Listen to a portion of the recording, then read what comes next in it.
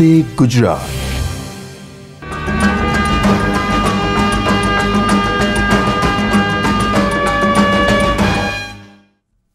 નમસ્કાર દર્શક મિત્રો,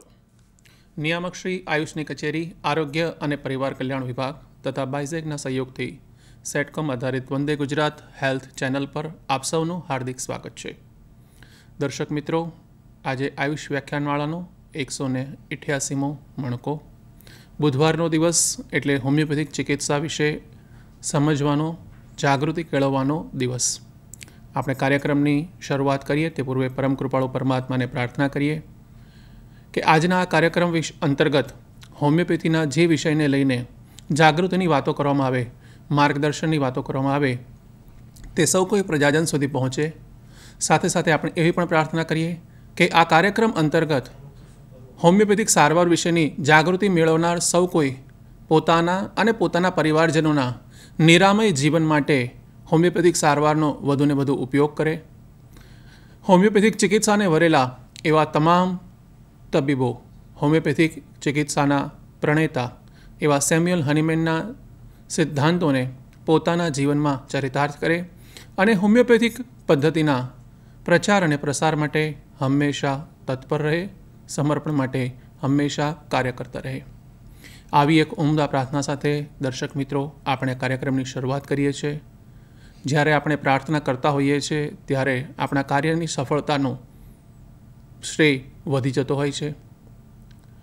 દર્શક મિત્રો, જ્યારે વાત આરોગ્યની આવે છે ત્યારે સૌ કોઈ જે વિષયથી ચિંતિત હોય છે તે મોટે ભાગે ચેપી રોગોથી ચિંતિત હોય છે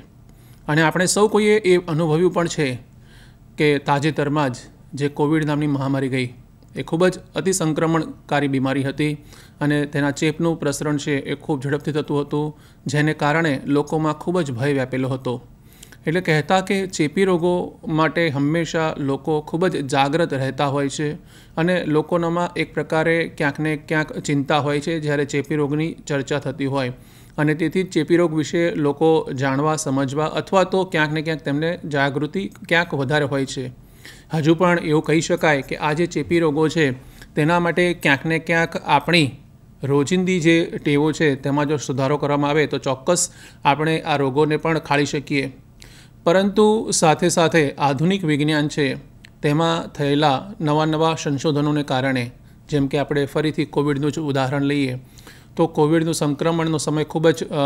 જે ગાળો હતો મહામારીનો તે ખૂબ જ ચિંતાજનક હતો। હાલમાં પણ અત્યારે કોવિડના કેસીસ ફરીથી વધી રહ્યા છે। આપણે સૌએ સાથે મળી અને કોવિડની આ લડાઈ છે તે લડવાની છે અને તેની સામે ફતેહ મેળવવાની છે। પરંતુ સાથે સાથે એ ખૂબ જ આપણા માટે અત્યારે રાહતની વાત છે કે આપણે ત્યાં રસીકરણ છે એ ખૂબ જ મોટા પ્રમાણમાં ચાલી રહ્યું છે અને જેને સંક્રમણ થવાની વધુ શક્યતા છે તેવા મોટાભાગના વર્ગને રસી પહોંચી ગયેલું છે। એટલે આમ રસીઓના સંશોધન તથા જે એન્ટીબાયોટિક દવાઓ છે કે જે મોટે ભાગે ચેપી રોગોમાં ઉપયોગમાં લેવાતી હોય છે, આ જે એન્ટીબાયોટિક દવાઓ છે એની પણ દિન પ્રતિદિન નવી પ્રકારો આવતા રહે છે અને તેને કારણે આપણે ચેપથી બચી શકીએ છીએ અથવા તો જ્યારે ચેપ લાગેલ હોય ત્યારે એમાંથી તરત જ આપણે નિવારણ થઈ શકે છે।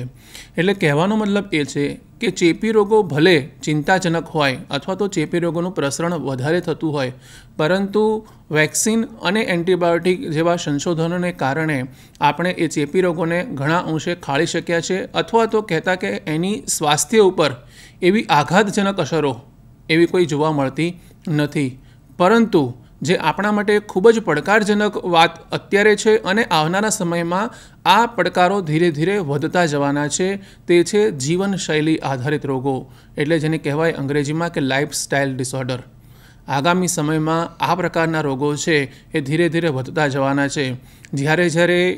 જીવનશૈલીની વાત કરવામાં આવે છે તો એની પાછળનું એક મુખ્ય કારણ એ છે કે વિશ્વના કોઈ પણ વિકસિત દેશને આપણે લઈ લઈએ તો ત્યાં મૃત્યુ માટેના જે ખૂબ જ અગત્યના અથવા તો જે સૌથી વધુ મૃત્યુ માટેના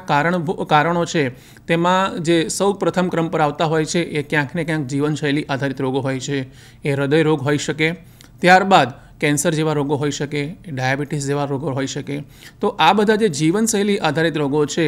તે આમ આપણને દેખાતા નથી, પરંતુ એ ધીરે ધીરે એવી રીતે પ્રસરી રહ્યા છે કે એ લોકોને ક્યાંક ને ક્યાંક સ્વાસ્થ્ય માટે એ પાંગળા બનાવી દેતા હોય છે અને તેની અસરો લાંબા સમય સુધી સ્વાસ્થ્ય પર રહેતી હોય છે.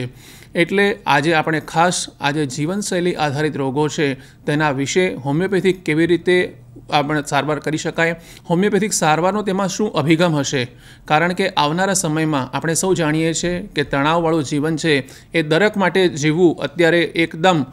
જરૂરી થઈ ગયેલું છે, અથવા તો ક્યાંક ને ક્યાંક તણાવ દરેકના જીવનમાં આવી જ ગયેલો છે અને આ તણાવવાળું જીવન છે તે જ ક્યાંક ને ક્યાંક જીવનશૈલી આધારિત રોગોને આમંત્રણ આપે છે, નોતરે છે.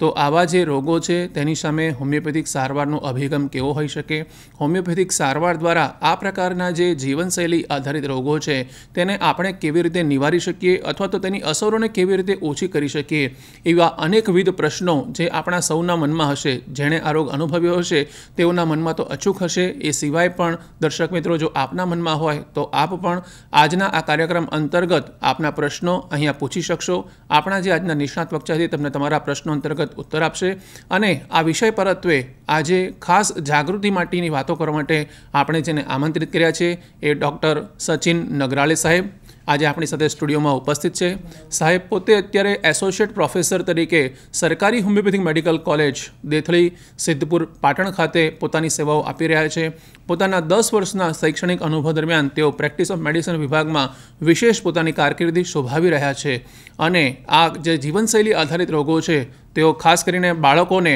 જ્યારે ભણાવતા હોય છે આ વિષય અંતર્ગત, ત્યારે આ વિષય ઉપર ખૂબ જ ભાર આપતા હોય છે કે આગામી સમયમાં જીવનશૈલી આધારિત રોગોનું પ્રમાણ ધીરે ધીરે વધવાનું છે. આપણે સૌ જાણીએ છીએ કે અત્યારે ડાયાબિટીસ રોગની અંદર તો ભારત એ વિશ્વનું પાટનગર બની ગયું છે. એટલે કે સૌથી વધારે જે દર્દીઓ જો જોવા મળતા હોય ડાયાબિટીસના તો એ ભારત દેશની અંદર જોવા મળતા હોય છે. તો આગામી સમયમાં અન્ય આવા જીવનશૈલી આધારિત રોગો છે એ આપણે ત્યાં વધે નહીં, તે માટે પણ આપણે ખૂબ જ જાગ્રત રહેવાનું છે અને તેને જો આ પ્રકારના રોગો ક્યાંક થાય તો એ રોગો માટે હોમિયોપેથિક ચિકિત્સા આપણે કેવી રીતે અમલમાં મૂકી શકીએ, હોમિયોપેથિક ચિકિત્સા દ્વારા આપણે કેવી રીતે સ્વાસ્થ્ય પ્રાપ્ત કરી શકીએ, નિરામય બની શકાય, તે અંગેની વાતો પણ સાહેબ પાસેથી જાણીશું. સાહેબ, આજના કાર્યક્રમમાં આપનું ખૂબ ખૂબ સ્વાગત છે. ધન્યવાદ સર. સાહેબ પાસેથી પહેલાં એક પ્રેઝન્ટેશન હેઠળ આપણે થોડું માર્ગદર્શન મેળવીશું અને ત્યારબાદ કેટલાક પ્રશ્નો આપણી પાસે છે આ જીવનશૈલી આધારિત રોગો માટેના, તો તે અંતર્ગત પણ સાહેબ પાસેથી આપણે માર્ગદર્શન મેળવીશું. જો આપને કોઈ પ્રશ્ન હોય તો આપ પણ આ પ્રશ્ન પૂછી શકો છો. સાહેબ, આપનું प्रेजेंटेशन.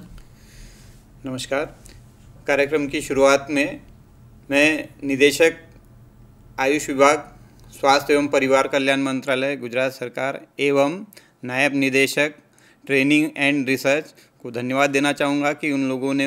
मुझे जो है इस मंच पे अपने विचार रखने के लिए मौका दिया है. Thank you sir. अभी मैं जो है एक प्रेजेंटेशन के द्वारा जो है आप लोगों को लाइफस्टाइल डिसीजेज या जीवनशैली रोगों के बारे में जानकारी दूंगा. जीवनशैली रोग क्या होते हैं? तो जीवनशैली जो हमारी स्टैंडर्ड या हेल्दी जीवनशैली होती है या जिन नॉर्मल लाइफस्टाइल में हम रहते हुए रोगों से मुक्त रह सकते हैं, उसमें जो भी बदलाव आए या लाइफस्टाइल में नॉर्मल हेल्दी लाइफस्टाइल में जो परिवर्तन आता है और उसके उपरांत अलग अलग प्रकार की जो बीमारियां इंसानों में देखने को मिलती है, उनको हम लाइफस्टाइल डिसीज या जीवनशैली रोग के रूप में जानते हैं. यूजुअली दूसरे शब्दों में कहे तो ये जो बीमारियां हैं, जीवनशैली रोग है, ये जीवनशैली रोग जो है इंसान के गलत आदतों के कारण,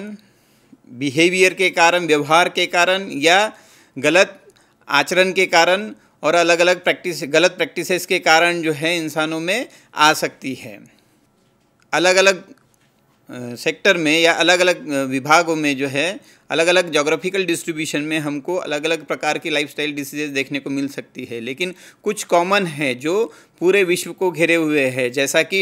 मधुमेह, डायबिटीज़. तो ऐसे ही कुछ कॉमन लाइफस्टाइल डिसीजेज के बारे में जो है हमने यहाँ पे एक प्रेजेंटेशन प्रस्तुत कर रहे हैं. तो सबसे पहले तो हम देखेंगे कि जीवनशैली रोगों के कारण क्या होते हैं. तो जीवनशैली रोगों के कारणों में महत्वपूर्ण घटकों में से आते हैं हैबिट्स, जैसे कि फूड हैबिट्स. खान पान में जो बदलाव है, पिछले 20 सालों के पहले का खान पान देखें हमारे भारतवर्ष का, और अभी के खान पान को अगर देखें तो हमको काफ़ी अंतर महसूस होता है, हमको काफ़ी अंतर महसूस दिखेगा। तो ये जो खान पान में अंतर हो रहा है या समय के साथ जो है हम लोग खान पान में जो बदलाव किए हैं, इनके कारण वेराइटी ऑफ डिसीजेज जो है या बहुत सारी बीमारियां जो है अलग अलग रूप में हमारे समाज में बढ़ते हुए दिख रही है। जैसे कि जो स्निग्ध पदार्थ है या फैटी फूड है, जैसे कि जंक फूड, तो फैटी फूड या जंक फूड के एक्सेसिव कंजम्पशन के कारण या ज़्यादा इंटेक करने के कारण जो है हमारे शरीर में, हमारी रक्त नलिकाओं में जो है जो कोलेस्ट्रॉल है वो धीरे धीरे डिपॉजिट होते जाता है। क्यों? क्योंकि जीवन शैली परिवर्तन के साथ साथ जो है हम लोगों ने शारीरिक मेहनत कम कर दी है, और उसके अनुपात में जो है हमारा फूड या हमारा जो डाइट है या हमारा खान पान जो है वो बढ़ गया है। बल्कि हम ऐसी चीज़ें ज़्यादा खाने लगे हैं जो इजीली डाइजेस्ट नहीं हो पाती, जो हमारे शरीर में जो है जमने लगती है, और जिसके एवज में हमको अलग अलग प्रकार की जीवन शैली रोगों का सामना करना पड़ता है। तो खान पान में जैसे हमने देखा कि जंक फूड या लाइफस्टाइल फूड, लाइफस्टाइल के साथ तो शहरों में स्पेशली, तो शहरों के भागों में जो है जंक फूड या वैरायटी ऑफ अलग अलग प्रकार के जो इम्पोर्टेड फूड हैं या अलग अलग प्रकार के पैक फूड हैं, प्रोसेस्ड फूड है, इनका जो उपयोग है वो काफ़ी बढ़ गया है रेडी खाद्य के रूप में, रेडीली अवेलेबल खाद्यान्न के रूप में। सो इनके कारण जो है वैरायटी ऑफ डिसीजेज या अलग अलग प्रकार की जीवन शैली रोगों की शुरुआत होती है। जब लंबे समय के लिए इनका उपयोग हम करते हैं अपने जीवन शैली में या अपने खान पान में, तो इनके कारण अलग अलग प्रकार की बीमारियां होते हुए दिखती हैं। लाइफस्टाइल और लिविंग स्टाइल, लिविंग स्टाइल रहन सहन हमारा, यदि हम अपने रहन सहन को ही देख ले तो रहन सहन में अलग अलग प्रकार के आयाम होते हैं। जैसे हम साफ सुथरे रहते हैं, किस परिवेश में रहते हैं, ये सारी जो चीज़ें हैं, अकेले रहते हैं, परिवार के साथ रहते हैं, तो ये सारी चीज़ें जो है लिविंग स्टाइल जो है हमारा ये मायने रखता है। क्योंकि लिविंग स्टाइल के हिसाब से अलग अलग प्रकार की बीमारियां या अलग अलग प्रकार के जो कारक है वो हमारे शरीर में अलग अलग प्रकार की बीमारियों को जन्म या शुरुआत करते हैं। Practices like bad practices like धूम्रपान, सिगरेट, बीड़ी या तंबाकू जन्य अन्य पदार्थों का जो सेवन है धूम्रपान के रूप में, जो आज की सोसाइटी में या डेवलपमेंट के साथ,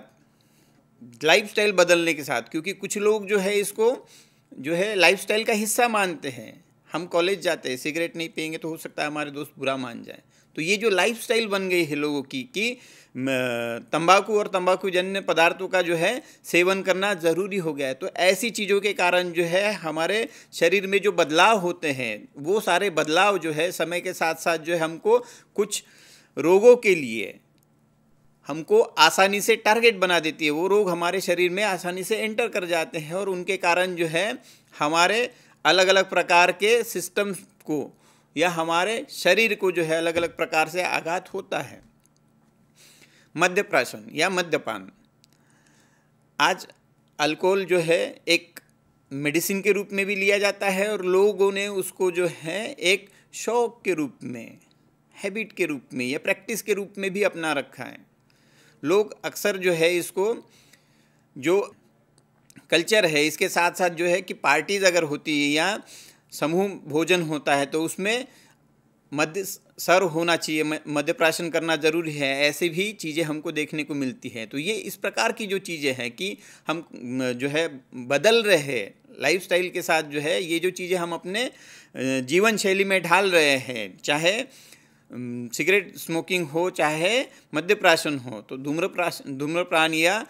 आपका मद्य सेवन जो है, इन सब चीज़ों के कारण हमारे शरीर और हमारे शरीर के महत्वपूर्ण घटकों में जो परिवर्तन होते हैं, इनके कारण अलग अलग प्रकार की बीमारियां होती है जिनको हम जीवन शैली रोगों के अधीन पड़ते हैं। बिहेवियर या व्यक्ति का व्यवहार जो है हमारे अच्छे व्यवहार को हर कोई याद रखता है, लेकिन हमारे गलत व्यवहार या हमारे बुरे व्यवहार को जो है कोई याद नहीं रखना चाहता है। तो आपका व्यवहार जो है अलग अलग प्रकार से आपके पर्सनैलिटी पे या आपके व्यक्तित्व में जो है जो झलकता है, उसके कारण आपके अगल बगल में या आपके परिवेश में जो ऑरा या आपके परिवेश में जो एनर्जी महसूस करते हैं, उसके हिसाब से भी जो है आप में अलग अलग आपके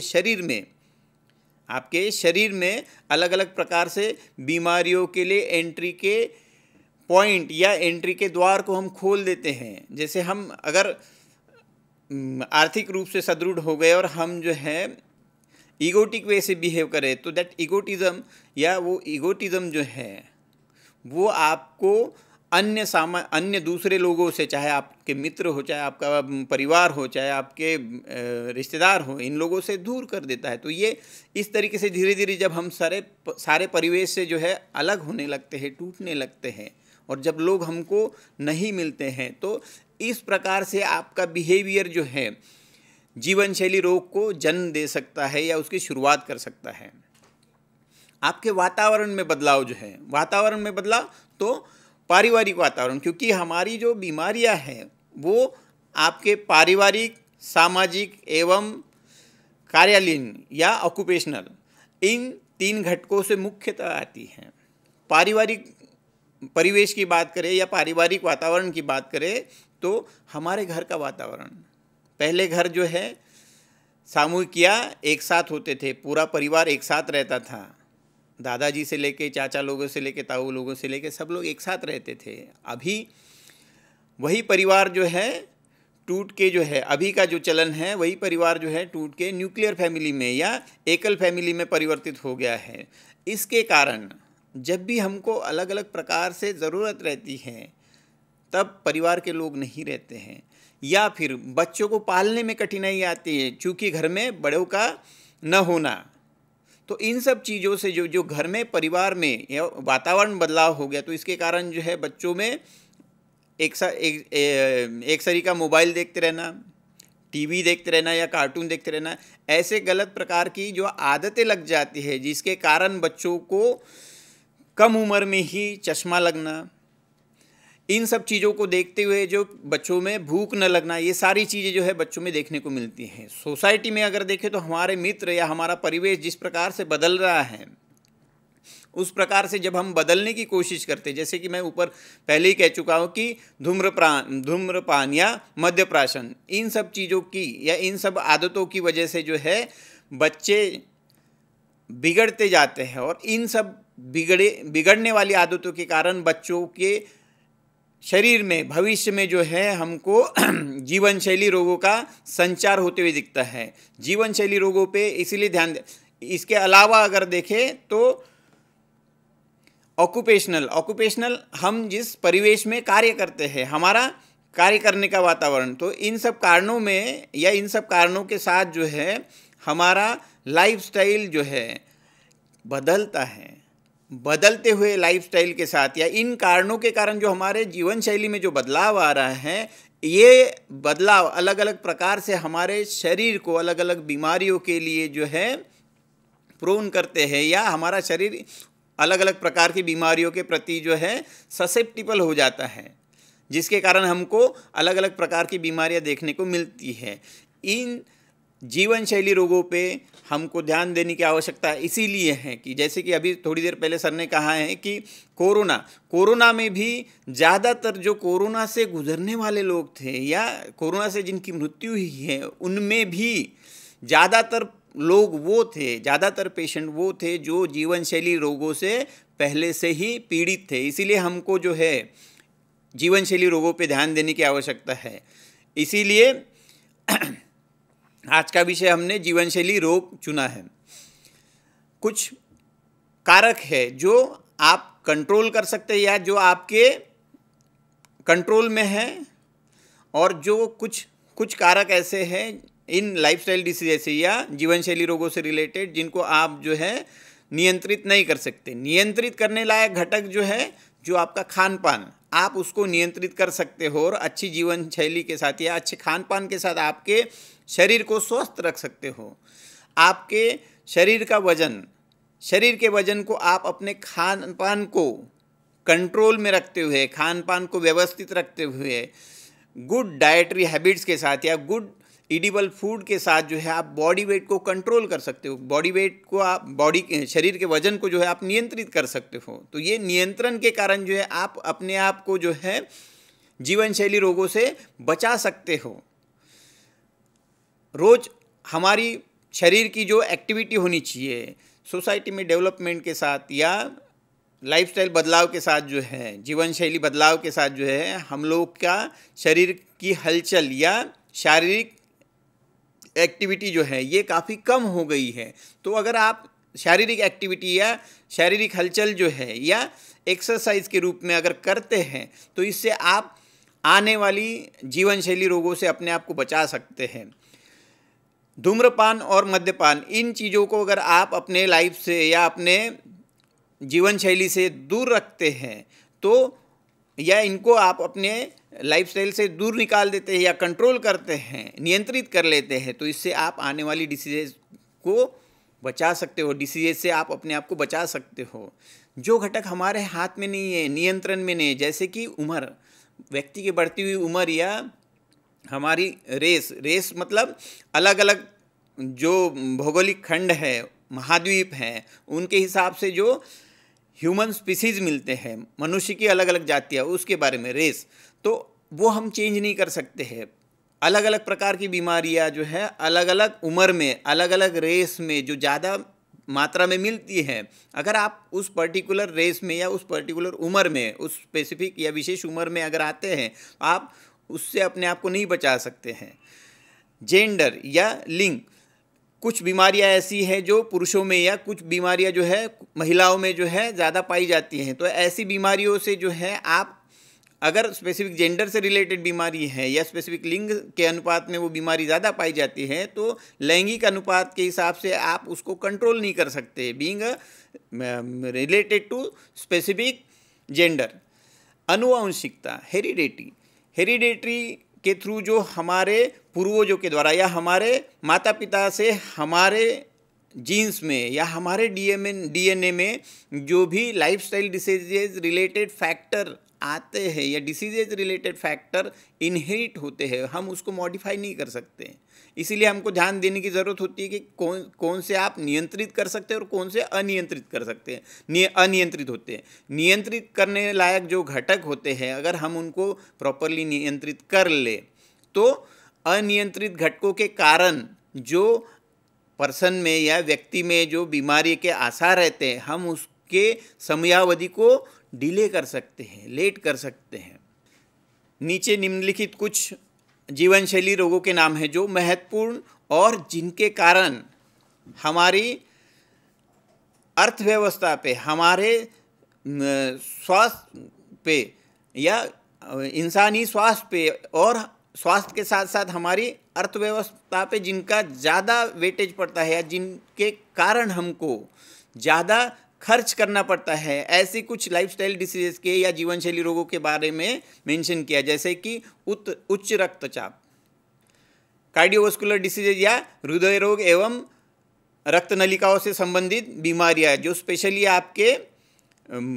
कम रक्त प्रवाह के कारण होने वाली इस्चेमिक हार्ट डिसीजेज, मस्तिष्क आघात या स्ट्रोक, मधुमेह specially stress induced, chronic obstructive pulmonary disorders और डिसीजेज, श्वसन रोग, ऐसे श्वसन रोग, दीर्घकालिक श्वसन रोग जो आपके श्वसन नलिका और रिलेटेड स्ट्रक्चर के लूमेन के नैरो होने के कारण होने वाली चीज़ें हैं ये। कर्क रोग, अवसाद और डिप्रेशन, मस्कुलोस्केलेटल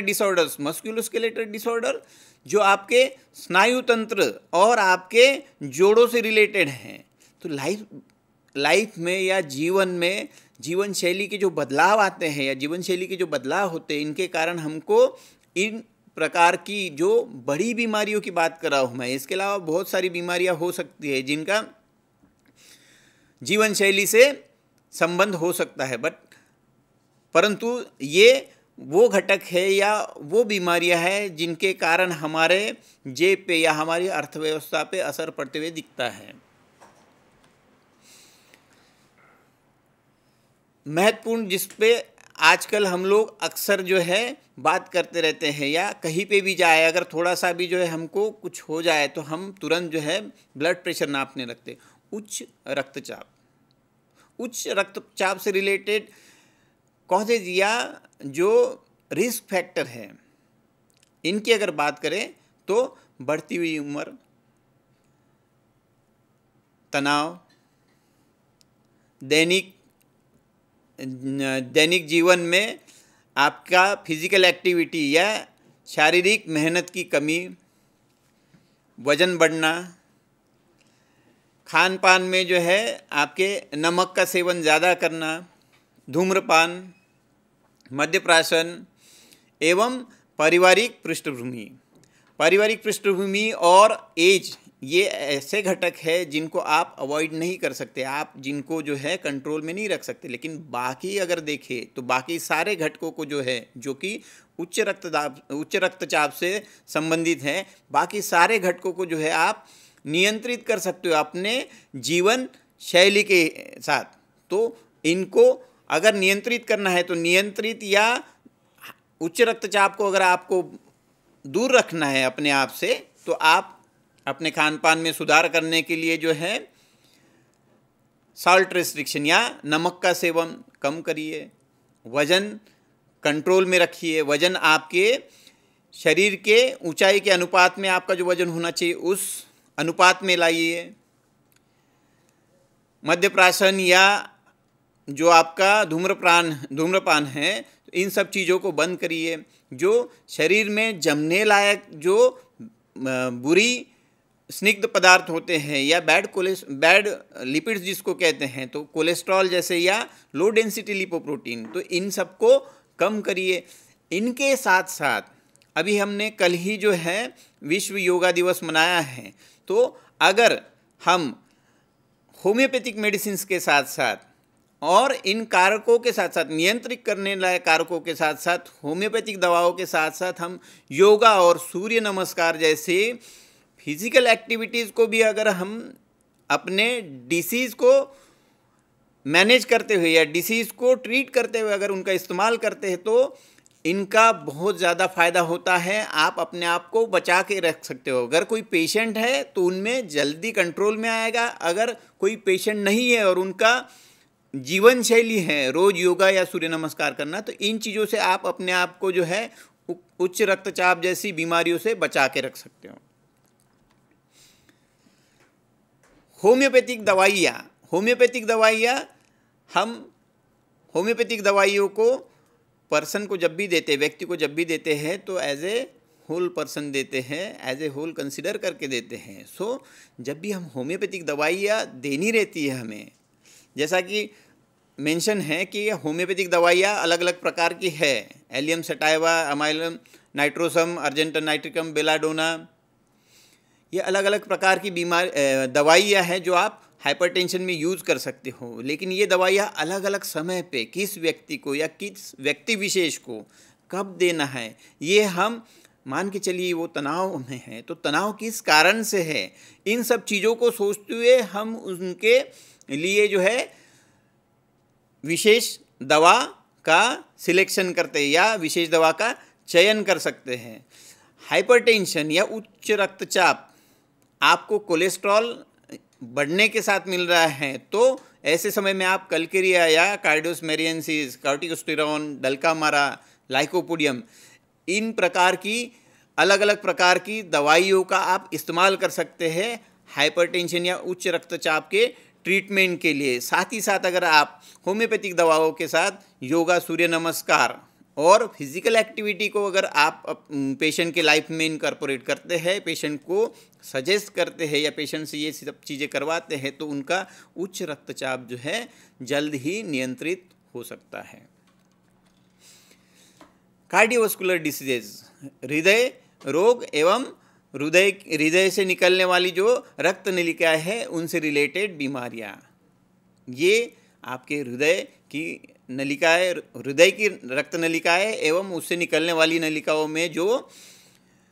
जमा होता है वसा या फैट, इसका जो जमना, जिसको हम अथेरोस्क्लेरोसिस के नाम से जानते हैं, तो जब ज़्यादा कंजप्शन हो, हमारे लाइफस्टाइल के हिसाब से हमारी फिजिकल एक्टिविटी या मेहनत कम है और हम वसा का सेवन ज़्यादा कर रहे हैं, तो ये जो वसा ज़्यादा अनुपात में हम खा रहे हैं, ज़रूरत से ज़्यादा अनुपात में, ये हमारे शरीर में जमने लगता है, जिसके कारण अलग अलग प्रकार की बीमारी है। अभी हमने देखा है उच्च रक्तचाप हो या वसा का जमना हो रक्त नलिकाओं में, इनके कारण जो है आपको हृदय घात या इन्फ्रैक्शन की रिस्क बनी रहती है। इन्फ्रैक्शन या कॉमन आसान शब्दों में कहे तो हार्ट अटैक की रिस्क बनी रहती है। हार्ट अटैक को अगर आपको प्रिवेंट करना है या हार्ट अटैक से बचना है तो आपको लाइफस्टाइल में कुछ जो बदलाव करने चाहिए, जैसे कि आपको हेल्दी खान पान रखना पड़ेगा, आपको जो वसायुक्त चीज़ें हैं या जो हाई फैटी चीज़ें हैं, अनसेचुरेटेड सैचुरेटेड दोनों प्रकार के जो फैट्स है, इनका कंजम्पशन आपको कम करना पड़ेगा। सॉल्ट इंटेक या जो नमक का सेवन हमारे लाइफस्टाइल मॉडिफिकेशन के साथ नमक का सेवन जो हमारे खान पान में ज़्यादा हो रहा है उसको कम कर सकते हैं। जो नमक हम यूज़ करते हैं, इनके बजाय जो हमारे नेचुरल सोर्सेस है, जैसे कि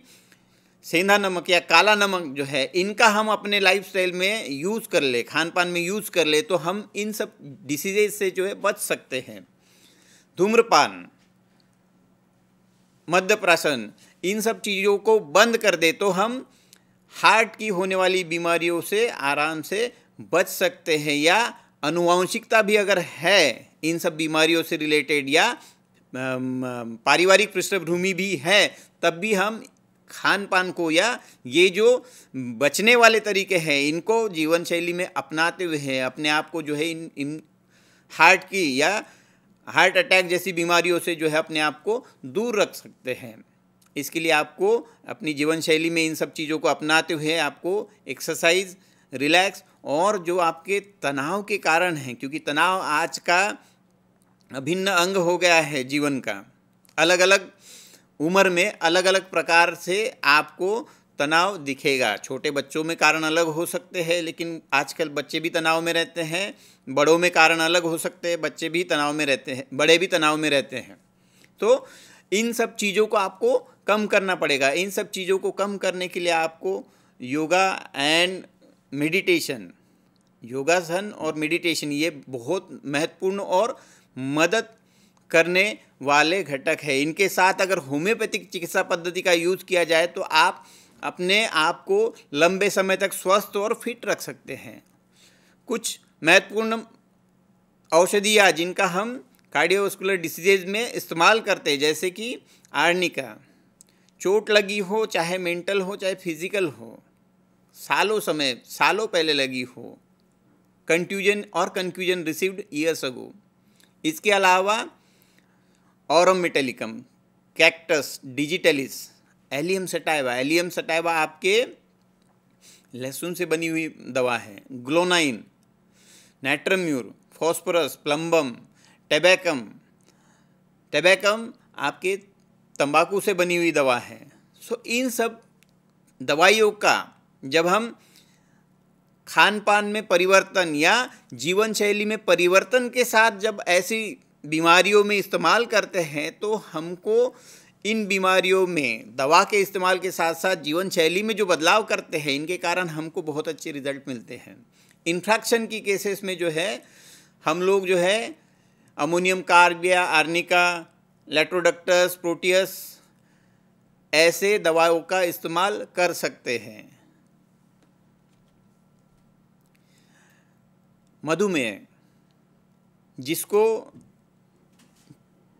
दुनिया में कहीं भी देख लो या जो दुनिया में कोई भी कोना नहीं छूटा होगा जहाँ ये न पहुँचा होगा, हमारा देश भारत जो है इसका घर मान के चल सकते हैं। हमारे पास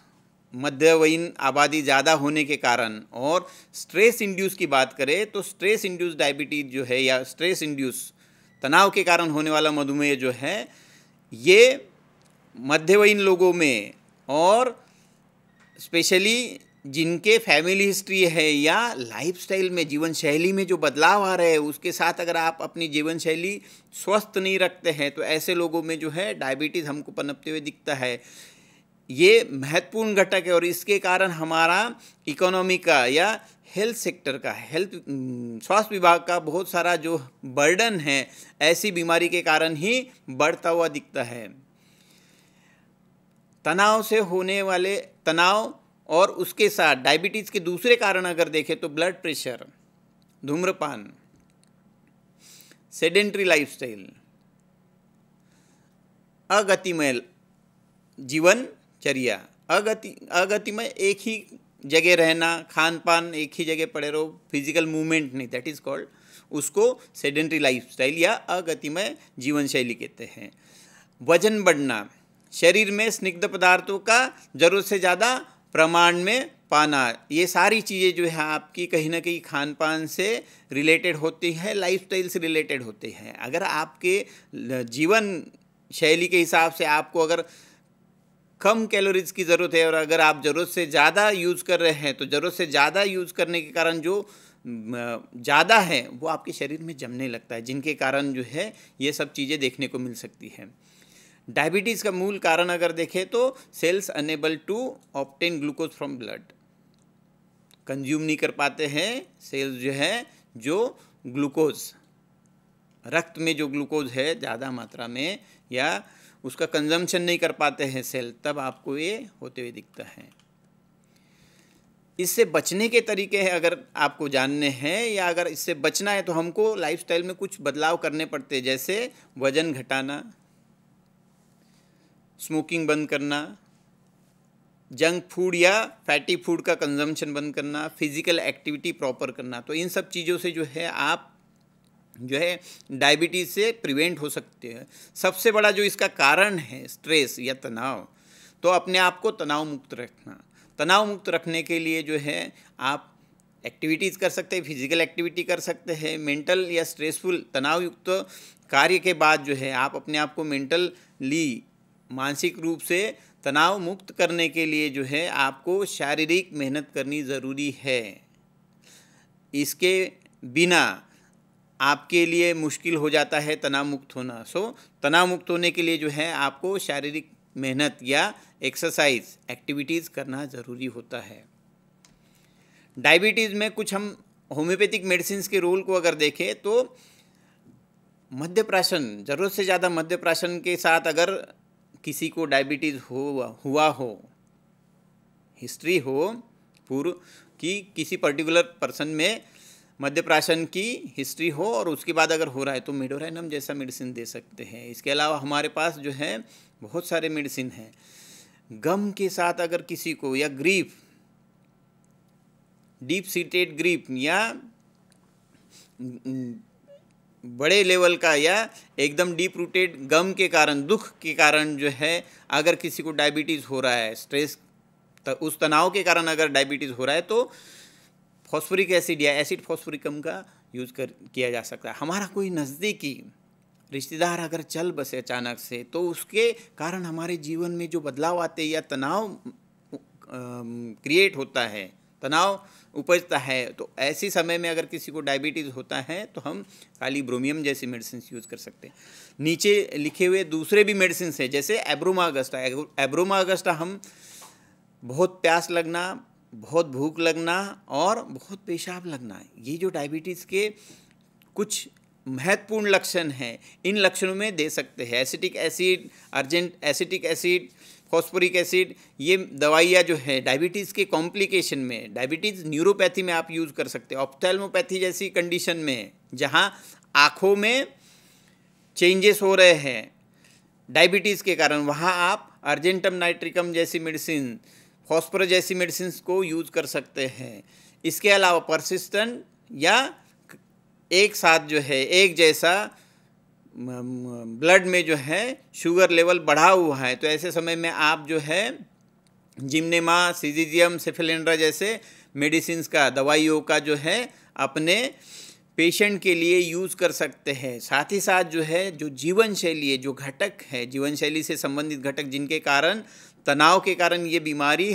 आती है उन घटकों को अगर हम नियंत्रित होने वाले जो घटक है उनको नियंत्रित कर ले तो दवाइयों के साथ साथ जो है हमको काफ़ी इफ़ेक्टिवली ये रिजल्ट दे सकते हैं। और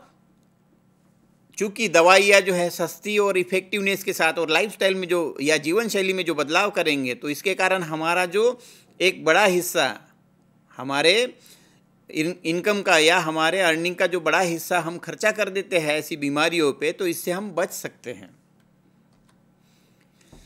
मस्तिष्क घात आपकी ऐसी बीमारी है जो आपको मस्तिष्क में, ब्रेन में रक्त के कम प्रवाह के कारण या रक्त नलिका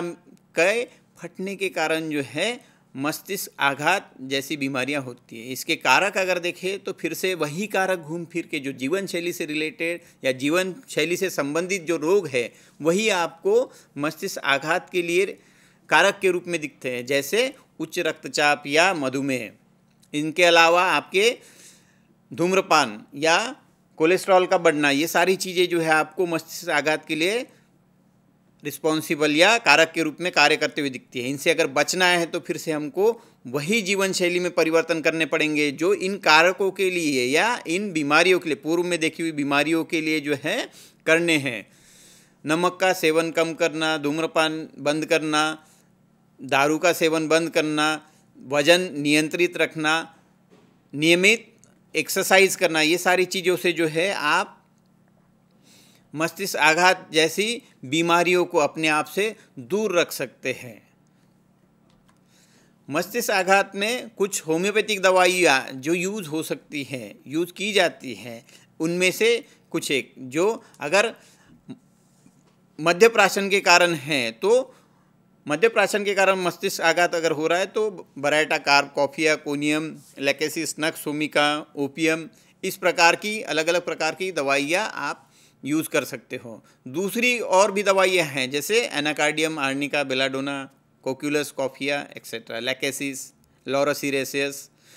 ये सारी मेडिसिन या ये सारी दवाइयाँ जो है आप मस्तिष्क आघात में यूज़ कर सकते हो। मस्तिष्क आघात में दवाइयाँ के उपयोग के साथ साथ हम जीवन शैली के जिन घटकों के कारण ये बीमारियाँ होती हैं उनको अगर नियंत्रित कर ले तो हमारे पेशेंट में ये रिकवरी का जो रेट होता है वो जल्दी मिलेगा, अच्छा मिलेगा। और बीमारी होने के पूर्व में ही हम अपने लाइफस्टाइल को या जीवन शैली को सुधारते तो इन बीमारियों से अपने आप को बचा के रख सकते हैं, दूर रख सकते हैं। कैंसर, कर्क रोग दुनिया की एक बहुत बड़ी समस्या जिसमें कि हमारे शरीर के विभिन्न सेल बिना किसी नियंत्रण के, बिना किसी होल्ड के शरीर के वो अपने आप एक्सेसिवली ग्रो होने लगते हैं, अनकंट्रोल, अनकोऑर्डिनेटेड। इसके अलग अलग प्रकार के कारण हो सकते हैं। कुछ वायरसेस हो सकते हैं जैसे human papilloma virus,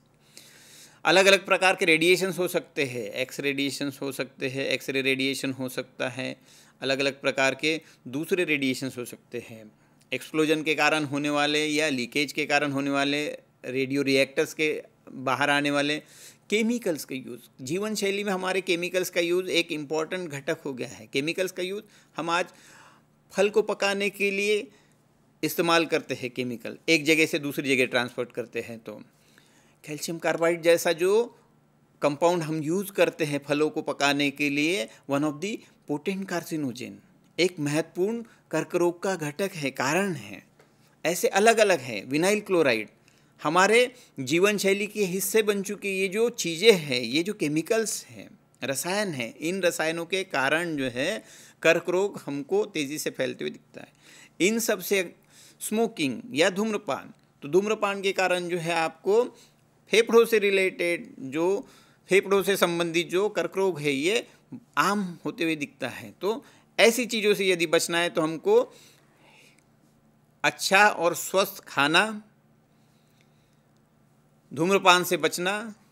regular check करना, स्वास्थ्य का रेगुलर चेकअप करते रहना, एनालिसिस करते रहना और एक्टिव रहना, इन सब चीज़ों की ज़रूरत होती है। कैंसर के लिए कुछ होम्योपैथिक दवाइयाँ जैसे arsenic album, carbolic acid, कार्बो एनिमलिस, cadmium etcetera, इसमें से आर्सेनिक जो है हमको हर कई जगह जो है आर्सेनिक ऑक्साइड, अगर अदर देन होम्योपैथिक वे से अगर देखें तो आर्सेनिक ऑक्साइड जो है आपको कार्सिनोजेनिक के नाम से भी जाना जाता है, लेकिन आर्सेनिक अल्बम जो होम्योपैथिक दवा है ये हमारे रिपीटेडली कार्सिनोमा का एक महत्वपूर्ण और इम्पॉर्टेंट होम्योपैथिक मेडिसिन है, जो कि आपको हर स्टेज में देखने को मिलता है। जब पेशेंट को डायग्नोसिस हो जाता है कर्क रोग जैसी बीमारी का, और उसके कारण पेशेंट में जो भय उत्पन्न होता है कि मैं मरने वाला हूँ, ऐसी कंडीशन में, ऐसी स्थितियों में जो है हम आर्सेनिक जैसी दवाओं का यूज़ कर सकते हैं। हार्ड और एक से दूसरे स्ट्रक्चर में या एक से दूसरे अवयव में जब ट्रांसफ़र हो रहा है कर्क रोग, तो हम कोनियम या हाइड्रेसिस जैसी दवाओं का इस्तेमाल कर सकते हैं। इसके साथ साथ जो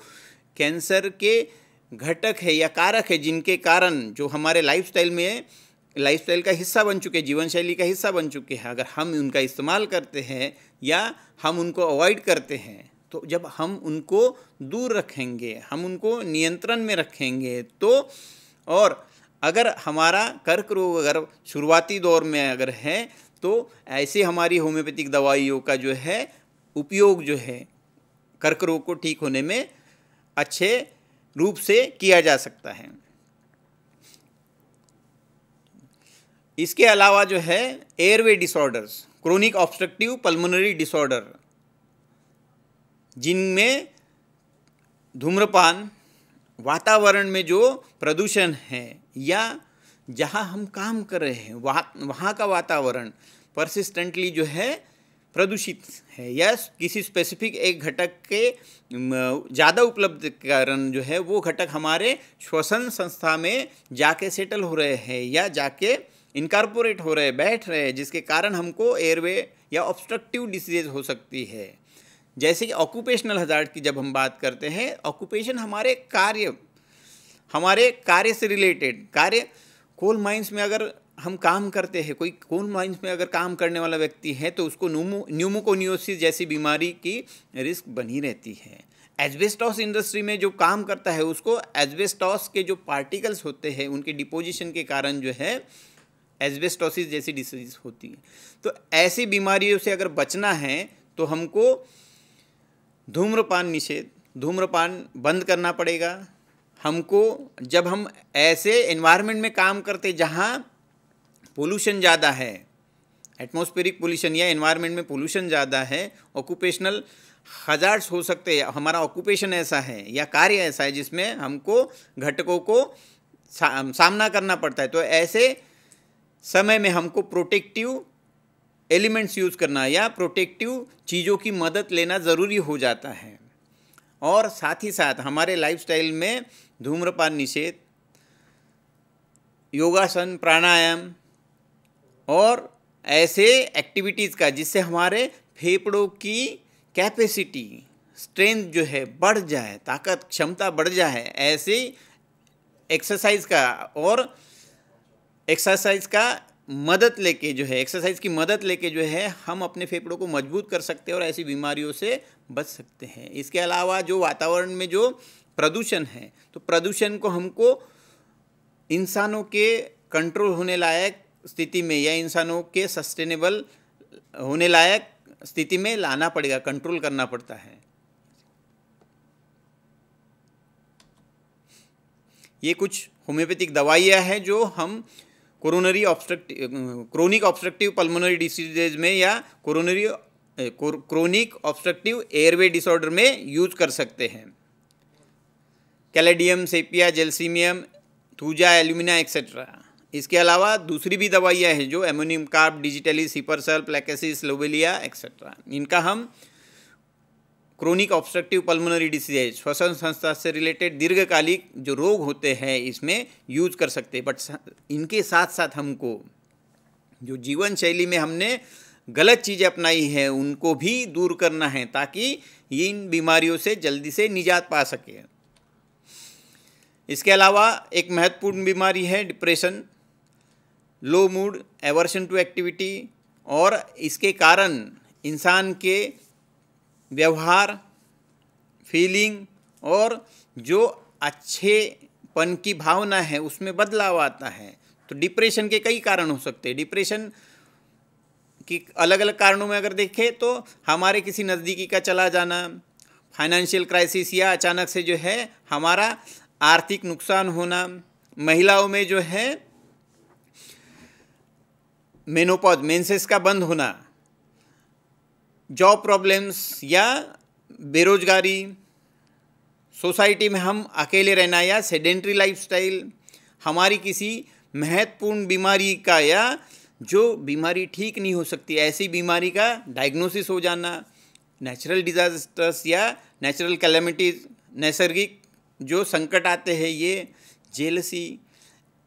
शादी में सेपरेशन हो जाना, ये सारी चीज़ें जो है आपकी डिप्रेशन जैसी कंडीशन के लिए जवाबदार रह सकती हैं। हम हमारी लाइफस्टाइल में डिप्रेशन से यदि बचना है तो इन चीज़ों से ओवरकम कर लें, इन चीज़ों से दूर हो और अपने आप को बचा के रखें तो डिप्रेशन से बच सकते हैं। डिप्रेशन में वैरायटी ऑफ होम्योपैथिक या अलग अलग प्रकार की होम्योपैथिक दवाइयाँ यूज़ कर सकते हैं। जैसे किसी नज़दीकी के गुजर जाने के बाद अगर इंसान जो है तनाव में है तो इग्निशिया जैसी या फॉस्फोरिक एसिड जैसी दवा का हम इस्तेमाल कर सकते हैं उसको दुख से उभारने के लिए। तो इस प्रकार से जो है अलग अलग जो हमारी जीवन शैली से संबंधित रोग है या जीवन शैली से संबंधित घटक है जिनके कारण हमारे शरीर में बीमारियां हो सकती है या जिनको हम जीवन शैली रोग के रूप में जानते हैं, इनको अगर नियंत्रित करना है तो हम अलग अलग होम्योपैथिक दवाइयों का विशेष रूप से